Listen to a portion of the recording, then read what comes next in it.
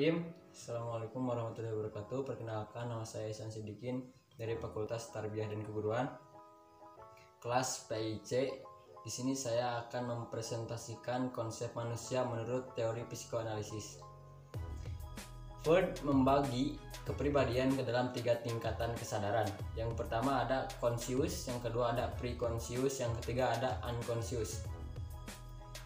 Adapun conscious atau alam sadar, Freud menganggap alam sadar sebagai aspek yang terbatas karena hanya ada porsi kecil dari pikiran, sensasi, dan ingatan yang siaga di alam sadar. Ia mengumpamakan pikiran dengan sebuah gunung es di mana alam sadar berada di ujung es yang terapung. Yang kedua ada preconscious atau alam prasadar, merupakan gudang dari memori, persepsi, dan pikiran kita di mana kita secara tidak sadar siaga setiap waktu, tetapi kita dapat dengan mudah memanggilnya ke alam sadar. Yang ketiga ada unconscious, alam bawah sadar, proses mental yang terjadi tanpa adanya kesadaran atau mungkin terjadi dengan adanya pengaruh yang khusus. Jika diumpamakan gunung es, unconscious ini merupakan bagian yang besar di dasar yang tidak terlihat, yang merupakan rumah dari insting, pengharapan, dan hasrat yang mengarahkan perilaku kita. Next, struktur kepribadian menurut Sigmund Freud. Yang pertama ada ID, yang kedua ada ego, yang ketiga ada superego. ID atau Das Es merupakan tempat penyimpanan insting dan libido. Perannya adalah mengarahkan seseorang ke pemikiran dan perilaku dengan prinsip kesenangan. ID berjuang untuk mencapai kepuasan yang tepat dan tidak mentoleransi untuk alasan apapun. Yang kedua, ego atau Das Ich bertugas untuk memutuskan perilaku yang cocok dan yang dapat diterima oleh masyarakat, waktu, tempat, dan objek yang dapat memuaskan impulse ID. Yang ketiga, ada superego, Das Überinch, berisi kesatuan dari nilai-nilai moral dan kepercayaan yang kita dapat semasa kanak-kanak, yang berupa seperangkat aturan yang diturunkan oleh orang tua saat kita berumur sekitar 5 atau sampai 6 tahun. Bisa melewati hukuman, pujian, dan contoh. Seiring berjalannya waktu, pengajaran ini akan terrealisasi atau terinternalisasi ke dalam diri kita. Kita menjadi berperilaku kurang lebih seperti yang diinginkan oleh orang sekitar dengan berpedoman pada moral yang ditanamkan di awal. Yang kedua, ada dinamika kepribadian. Yang pertama ada insting, kekuatan pendorong kepribadian. Freud mendefinisikan insting sebagai representasi mental dari stimulus yang berjalan secara alamiah di dalam tubuh. Merupakan elemen yang paling dasar dari kepribadian yang memotivasi perilaku seseorang dan mengarahkan perilaku.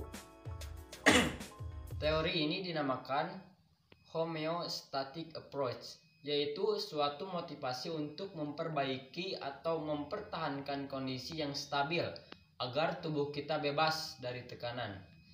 Freud mengklasifikasikan insting ke dalam 2 kategori, yaitu ada eros dan thanatos. Keduanya adalah simbol dari insting kehidupan dan insting kematian.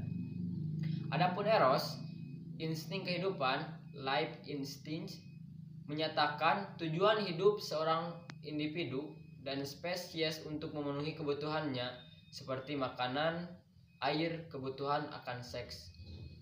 Yang kedua, thanatos, insting kematian, death instinct.